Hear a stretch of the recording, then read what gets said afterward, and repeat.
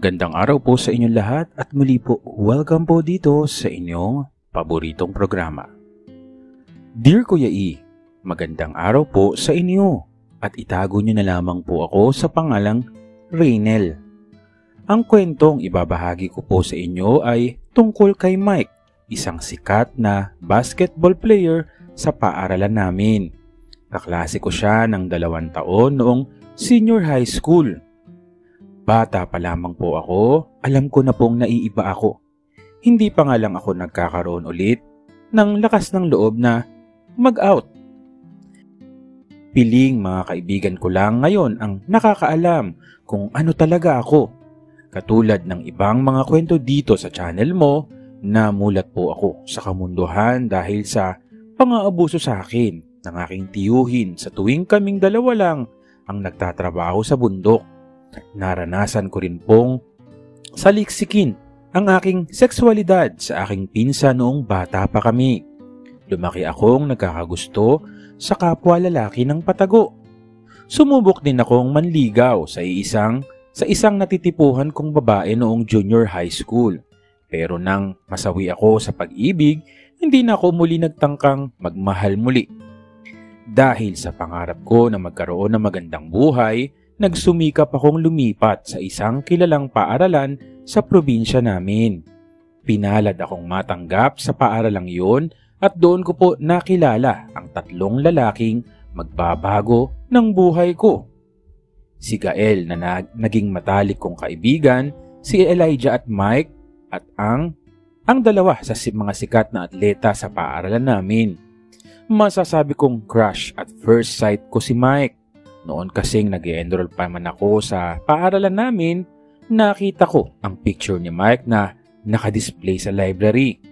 Picture niya ito noong grade 7 habang naglalaro ng basketball. Ang pogi niya doon sa picture, Kuya E. Kahit na slim fit siya, bakat ang mga muscles niya sa balikat. Mas pansin din ang jawline niya doon sa picture. Noong grade 11 na kasi kami, medyo nagkalaman na si Mike at itinago na ng pisngi niya ang kanyang jawline. May konting beer belly, pero matikas pa rin ang pangangatawan. Kung pogi siya dati, ngayon ay mas hot siya. Daddy ang bansag sa akin ng mga kaibigan ko doon. Ang lakas daw kasing makadaddy ng katawan ko. Medyo batak lang po ako sa mga gawain namin sa bundok. Parehas din kami ni Mike na mahilig sa sports. Doon kami madalas nagkakasundo. Bukod sa sports, mahilig din ako na mag-workout at mag-exercise. Kaya naman ang tawag sa akin ng iba ay daddy, pero para sa akin, ang totoong may dad bod sa amin noon ay si Mike. Bago pa kami tuluyang maging close friends ni Mike, pinagpantasyahan ko na siya, pati na rin ang matalik niyang kaibigan na si Elijah. Gabi-gabi talagang gumagawa ko ng eksena na sa aking imahinasyon nakapiling ko silang dalawa sa isang gabing nagpapainit sa kama. Kaunting context lang po about kay Elijah. Noong grade 11 kami, may sikreto po kami ni Elijah. Kahit sa mga matalik naming kaibigan ay hindi namin sinasabi. Madalas kaming patagong lumusot sa loob ng dorm ni na Elijah at doon kami nagtitrip. Hindi na nga lang naulit ang mga gawain naming yon nang mapunta si Elijah sa ibang section noong grade 12. A story for another na lang po siguro. Balik po sa kwento, noong naging magtropa kami at nakilala ko ang pagkatao ni Mike, nabawasan ang paghanga ko sa kanya. Siya po kasi yung tipikal na high school bully. Sumasagot ng pabalang sa mga guro at minsan ay marahas sa aming mga tropa. Ginagawa niya po kaming punching bag. Birong kamayan lang naman ang mga ginagawa namin pero minsan sumusobra na si Mike. Subalit kahit nabawasan na ang crush status ni Mike, hindi ko pa rin siya maiwasang pagpantasyahan tuwing gabi. Hindi pagpantasyahan. Siguro nakihalo na lang ang frustration sa pagnanasa ko sa kanya. At sa totoo lang, akala ko nga po dati ay hindi kami magkakasundo ni Mike. In the first place, kasi magkaiba kami ng personalidad. Ayaw ko kasi talaga sa mga bullies, pero ganoon po talaga magtotropa. Brotherhood, beyond commonalities. Minsan, ang pagkakaiba, iba pa ng mga magkakaibigan na nagpapayaman ng samahan. Minsan na namin ni Elijah na pag-usapan si Mike.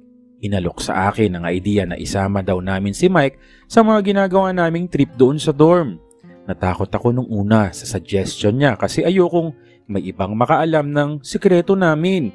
Kaya naman, tumanggi ako sa sinabi niya. Simula noon ay hindi na namin ito napag-usapan pang muli. Ngunit nanatili sa isipan ko ang sinabi niyang yun. Sa huli, napagtanto ko na sinayang ko iyon at hindi ko agad sinunggaban ng oportunidad.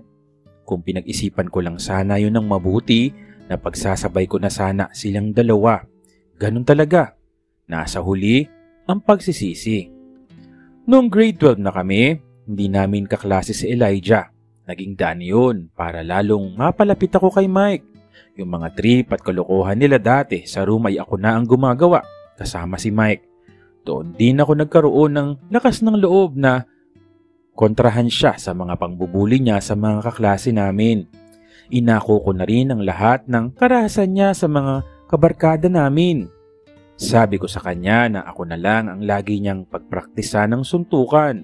Patagong nagpasalamat sa akin ang mga biktima niya at hindi na daw sila inaabala ni Mike. Iniisip ko tuloy kung ginawa ko ba talaga yon para lang tumigil si Mike sa pangbubuli o baka naman gusto ko lang na laging ako ang napapansin ni Mike. Mabuti ang pamamaraan ngunit mali ang dahilan. Isang hapon isinabay ako ni Mike pauwi galing school. May sundo siya noon na may dalang pick-up. Isinabay na niya ako pauwi kasi kababayan ko itong si Mike. 1.5 oras din kasi ang biyahe namin kaya hindi na ako tumanggi at nalibre pa ako sa pamasahe pauwi. Pinakilala ako ni Mike sa driver na siya palang tatay niya. Nalaman ko noon na may sakit ang tatay niya.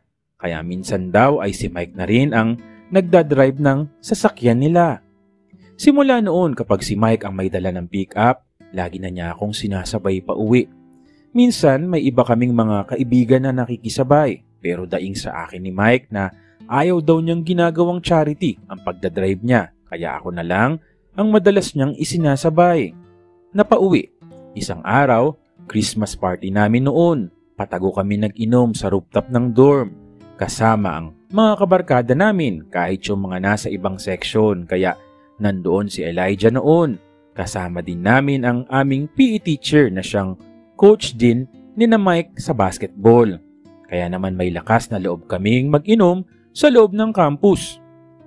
Matagal akong nakipagkwentuhan sa PE. Teacher namin kaya nahiya akong tumayo at iwanan siya sa mesa. Napapansin ko ang iba naming kasama ay mga tulog na at yung iba ay nagsitakas na sa inuman. Hindi naman ako malakas mag-inom. Dinadaan ko lang sa kwento yung guro namin. Napansin ko rin na iniwan na ako nila Mike at Elijah doon. Kaya nagpagabi na ako ng uwi hanggang sa magyaya ng magligpit ang guro namin para tapusin na ang inuman. Pagkababa ko ng building, nagulat ako nang makita ko sina Mike at Elijah.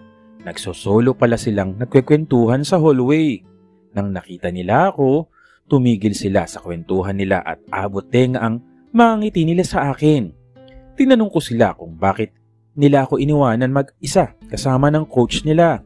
Sagot naman nila sa akin na narinig na daw nila ang lahat ng kwento noon kaya hindi na sila nanatili sa inuman. Hindi makatingin sa akin si Elijah ng diretsyo. Dala ng lakas ng loob ko dulot ng alak, inakbayan ko si Elijah at tinanong ko siya kung na-miss niya ba ako. Hindi agad siya sumagot. Si Mike nakatingin lang sa amin habang nakangiti. Feeling ko, alam na ni Mike ang sekreto namin ni Elijah. Tinapat ni Elijah ang daliri niya sa labi niya.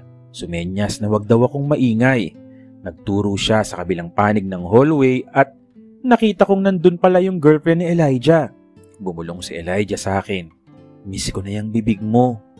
Parang may kumilitid sa tenga ko nang narinig kong sinabi ni Elijah yun. Dahil sa kinilig ako, kinantsawan ko siya at kinulit ng kinulit. May mga tumingin sa amin dahil sa ingay na dulot ko.